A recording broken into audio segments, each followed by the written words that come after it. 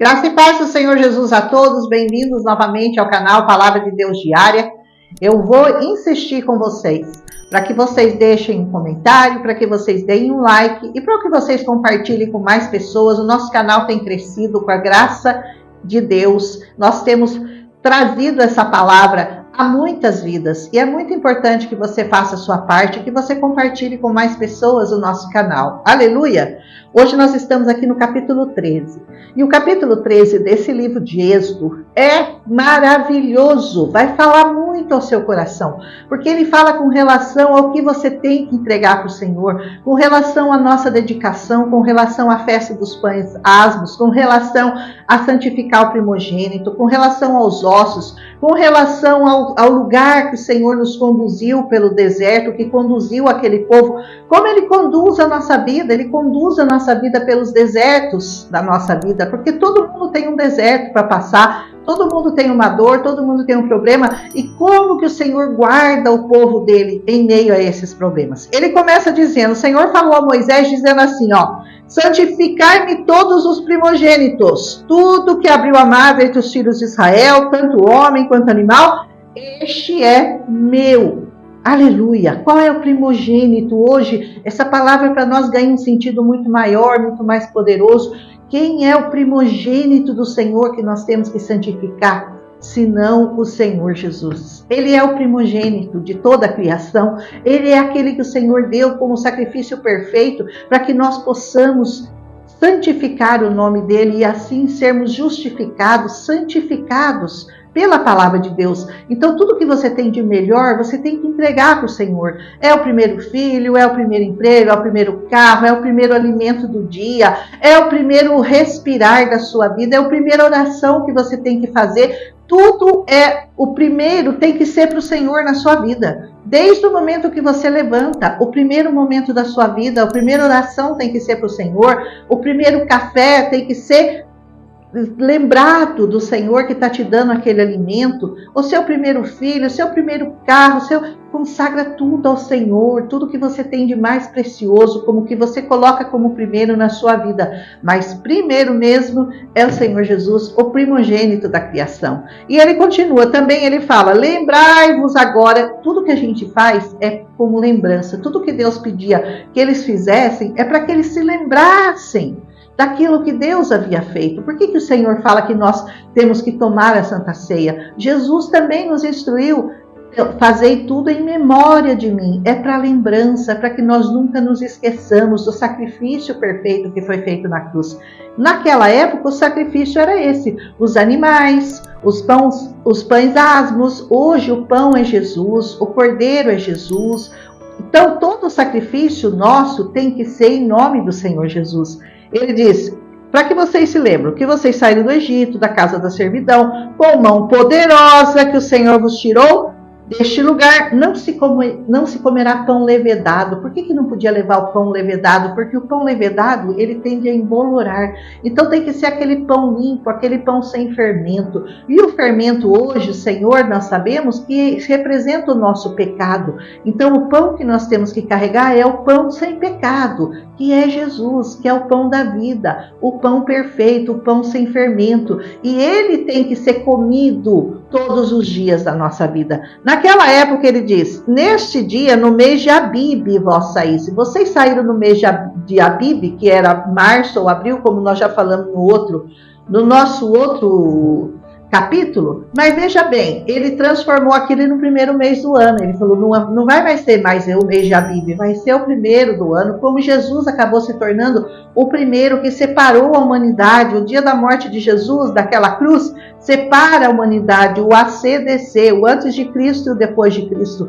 Veja a importância que tinha a Páscoa e o guardar essas festas, porque eles faziam muitas festas. Os judeus, eles são muito festeiros, eles festejam tudo, mas tudo com um propósito, louvar o nome do Senhor. Todas as festas dos judeus têm só esse propósito, o de louvar o nome do Senhor. Então não é festa para você, não é festa para o seu filho, é uma festa que lembra os feitos do Senhor na vida daquele povo. Continua, e será que o Senhor, quando ele te houver introduzido lá na terra dos cananeus, dos heteus, dos amorreus, dos heveus, jebuseus, tudo que ele jurou aos seus pais que daria, vocês vão guardar esse culto, este mês. Vocês vão comer pão ázimo 7 dias. No 7º dia, você faz uma festa ao Senhor. Você lembra que no 7º dia é o dia da perfeição, é o dia que o Senhor descansou de todos os seus feitos. Foi o dia que Ele entregou seu Filho a nós. O dia que Ele disse, está consumado. Não tem mais nada que eu vou fazer por vocês, porque agora eu completei o meu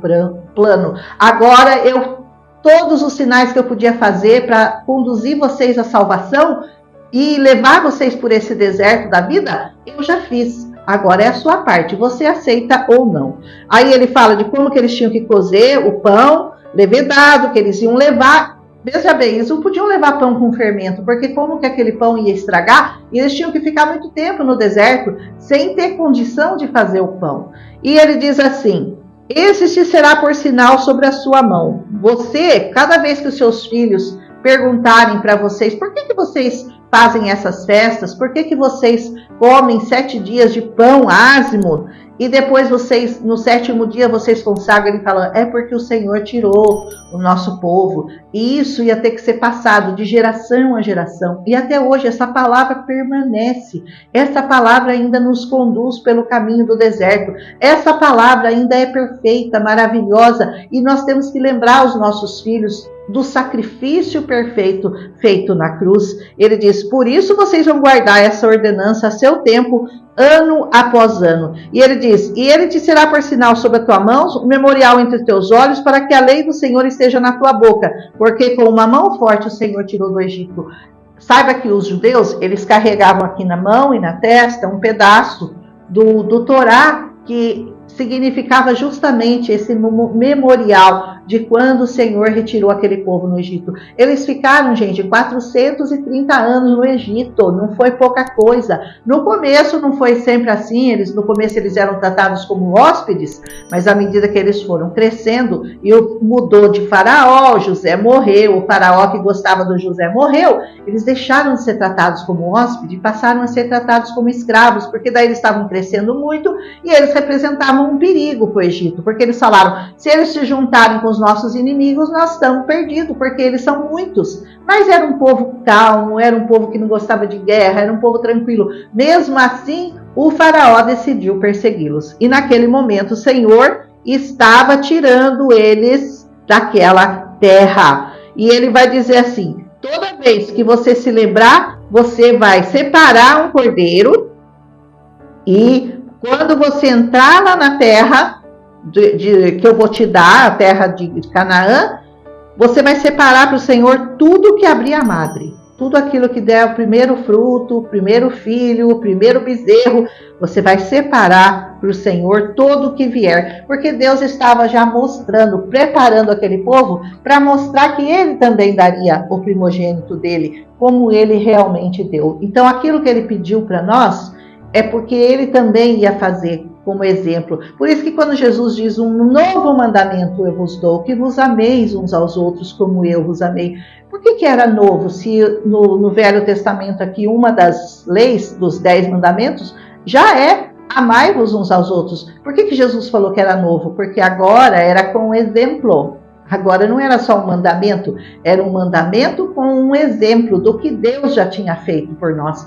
Então só restava a nossa parte. E assim ele fala com relação ao sacrificar o cordeiro, para que você não quebre o pescoço dele, todo primogênito dos homens entre os filhos você vai resgatar. E quando seu filho perguntar no futuro, por que vocês estão fazendo isso? Ele diz, porque o Senhor nos tirou do Egito com mão forte. E aconteceu que quando o faraó tinha deixado o povo de Deus ir, ele não conduziu ele pelo caminho da terra dos filisteus, embora esse fosse o caminho mais curto, mais perto, porque Deus disse, para que porventura o povo não se arrependa vendo a guerra e volte para o Egito. Então Deus fez o povo rodear o caminho do deserto do Mar Vermelho e os filhos de Israel subiram armados da terra do Egito. Por que será que Deus escolheu o caminho mais longo? era uma proteção. Muitas vezes você não entende por que Deus está te levando por caminhos que parecem mais difíceis. Você fica tentado a pegar um atalho, a pegar um caminho mais curto, mas isso é proteção, porque ele sabia que os filisteus eram um povo de guerra, era um povo bravo, um povo violento, um povo que iria querer lutar contra eles. Então eles falaram assim: Deus, eu vou afastar vocês deles, eu vou levar vocês para um caminho mais longo, mas mais seguro. Às vezes os caminhos que o Senhor prepara para nós são mais pedregosos, são mais difíceis, o caminho é mais estreito, como diz a palavra, mas é o caminho mais seguro. Por que Deus não alarga o caminho? O caminho largo leva para o inferno, o caminho estreito leva para o céu. Por isso Deus fez com que eles rodeassem ali o Mar Morto e fossem pelo caminho mais longo, desviando da terra dos filisteus, porque também ele não queria que eles se arrependessem, porque se você está muito perto do mundo, perto do Egito, aí você fala: acho que eu vou dar uma voltadinha para lá. Mas se você está muito longe, se você já andou muitas milhas com o Senhor, você não sente a tentação de querer voltar para o Egito, de voltar para a terra da servidão, da escravidão e do pecado. É isso que o Senhor estava fazendo. Muitas vezes o caminho que ele que ele permite na nossa vida são para a nossa proteção. Embora pareça o caminho mais árduo, mais longo, mais difícil, mais pedregoso, mas é proteção de Deus para você, aleluia. E também fala que Moisés levou os ossos de José. No versículo 19, ele diz: levou os ossos de José. Lembra que tanto o Jacó quanto José, eles não queriam que os ossos deles ficassem no Egito. Era uma promessa do Senhor que os ossos seriam levados para a terra que o Senhor havia jurado aos filhos de Israel. Porque ele disse: Deus disse: certamente vos visitará e daqui levareis os meus ossos convosco. Da mesma forma que José tinha levado os ossos de Jacó lá para a terra de Canaã, da mesma forma, eles estavam levando os ossos agora do José para enterrar naquele lugar. Os judeus valorizam muito os ossos, porque nós sabemos que no último dia o Senhor vai nos ressuscitar com um corpo glorificado, e os ossos vão se levantar, vão se unir como no vale dos ossos secos e vão ganhar vida. Então, para o judeu é muito importante a preservação dos ossos. E o Senhor então começou a se mostrar a eles. Olha como que o Senhor se mostrou a eles, mostrando proteção, cuidado.